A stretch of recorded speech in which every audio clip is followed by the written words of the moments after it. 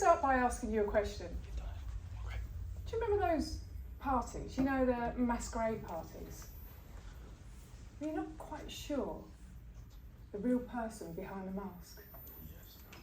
It can be quite exciting, curious, mysterious, fun even. And yet, what happens if you have to wear that mask every single day? Let me take you back. It was December 2019, and I'm heading towards security in Schiphol Airport, Amsterdam. Now, I love it here. I've been going to and from here for work for the last 8 years. It's almost like my second home.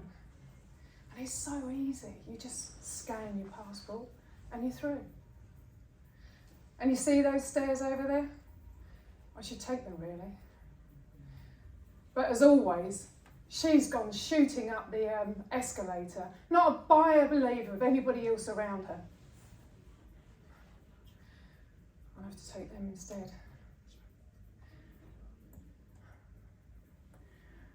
The thing is, my throat feels so dry.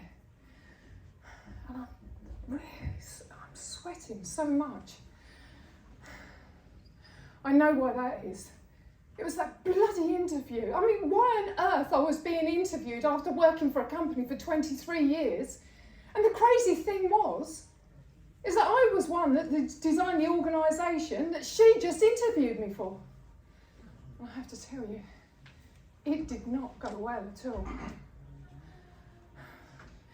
In fact, I really need to get off this escalator. My head is spinning in my chest.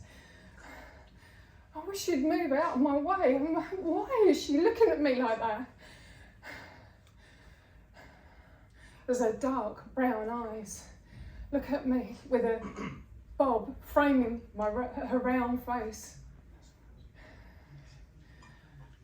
She's a bit like the Vicar of Dibley.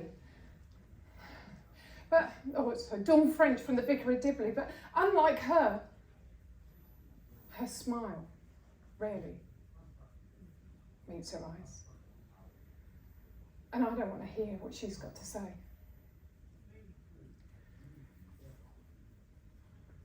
What's wrong with you, Keely? You look like you're going to have an anxiety attack. Why do you keep doing this to yourself? I mean, when are you going to realise you are not going to keep everybody happy? You're not responsible for your team's future. In fact, your team have said you're not responsible for their future.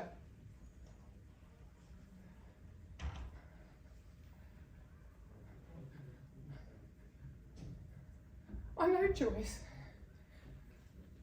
But every single time I have to tell another member of my team that I am putting them at risk, I feel like I'm dying inside.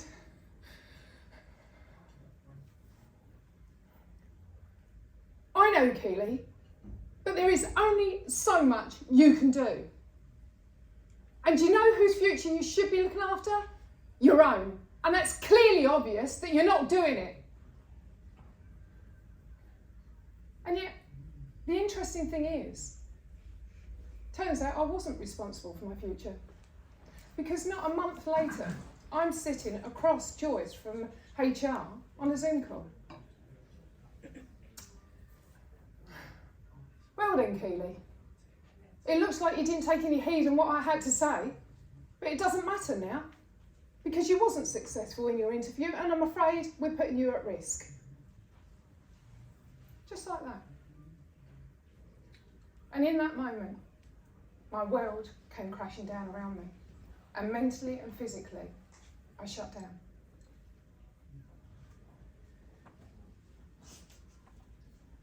So maybe you've had that time where you've been wearing that brave mask. That mask that says, don't worry, everything is fine. That mask that says, I'm okay. That mask says, don't worry, I'll sort it all out. Now, unfortunately, I still had to make some life-changing decisions. But mentally and physically, I wasn't in the right space to do it. I wasn't able to talk to my friends or my family. I'd been signed off sick by HR. And ironically, COVID had struck and I wasn't even able to talk to a therapist. So I had to find my own way. I had to do it myself. And eventually I did start to reset. I started going out walking every day with my dogs. I even started doing gardening.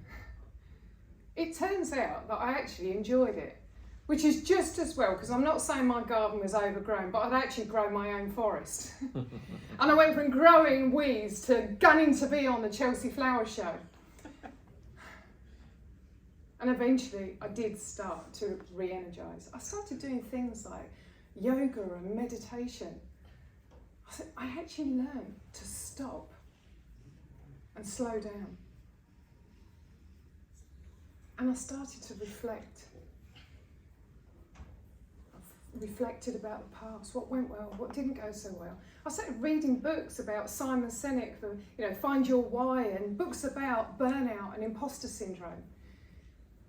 And actually the words of Joyce kept on spinning around my head. And she was right. I had been trying to keep everybody else happy. Always volunteering for everything. Not setting any personal boundaries. But I never knew why. And that was until a month later, and I'm in my garden, the sun is shining. And I'm on my sun lounger, got a gin and tonic in hand. It's only 6 o'clock. In the evening. I knew you'd say that. And I'm reading yet another book. And it's about people pleasing. And it turns out there's actually 4 reasons for people pleasing. It's not that. It's not that either. Smacks of that. Oh, there you go. That's the one. A fear of confrontation. But the interesting thing is what drives a fear of confrontation? Is it a need to protect yourself? Now, I had to dig deep to really understand why I had that fear of confrontation, that need to wear the people-pleasing mask. Because it was not serving me, and it definitely wasn't serving my family. And I had to find a way to change that. But the question is how do you stop people-pleasing? Well, I know how I stopped people-pleasing. I learned to please myself. And I learned that being able to rediscover what I loved. Because through my journey of recovery, I realised that the thing I loved, nothing more, when I was in my role, was training and coaching people, seeing that light shine in somebody else's eyes when they have that eureka moment, seeing them turn it into reality. And that's when I realised that I needed to take a step away from the corporate world and do what I loved. And that's when I decided to set up my own coaching business. Now, isn't it wonderful that someone can say something, or you can read a line from a book that can make you realise that you don't need to wear that mask anymore. Now, I would love to tell you that overnight I had people queuing down the street to knock on my door. Yeah. And then, of course, I had my mum saying, "Are you sure you want to do this, Keely? I mean, you've got no other money coming into the home." And of course, my friends were saying, "A coaching business? What do you know about running a coaching business?" But I knew that this was the right thing. I knew I'd really discovered my why. And little by little, things did start to improve. And you know the old saying, never work with animals or children or husbands. And I did start working with my husband, and I made sure that I helped him to unlock something that was causing him anxiety. And I helped him to transform the way that he was thinking. And then I started working with my clients, and the best thing that ever happened was when my clients sent a message to me saying, do you know what, Keely? I no longer have to work those 70 hours that I'm working.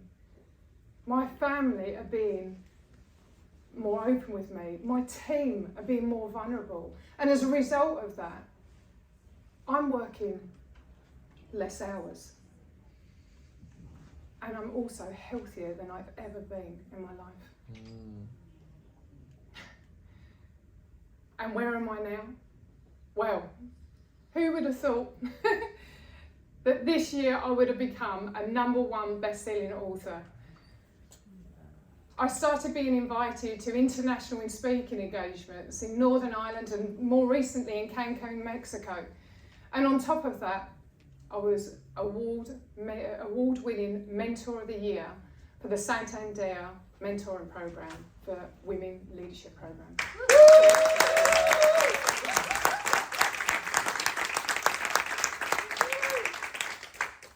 And all of that I've been able to achieve by helping my clients using my Freedom Transformation Formula, which I would definitely love to share with you at some point. But let me take you back to my original question. Life isn't a masquerade party. Life is about being who you truly are and doing what you truly love with passion and purpose. Thank you very much. Keely Woolley, please. Thank you.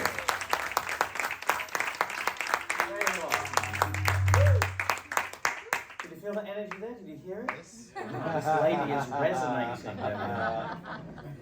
So there we are. We're going to take a short break now for about 5 or so minutes, maybe 5-7 minutes. So give you a chance to go to the toilet, etc. Come back in. We've got a couple of more for you after that, and then we'll soon get you out of here at some point after that. So a couple more people in about 7 minutes' time. Thank you so much. Well done to Austin.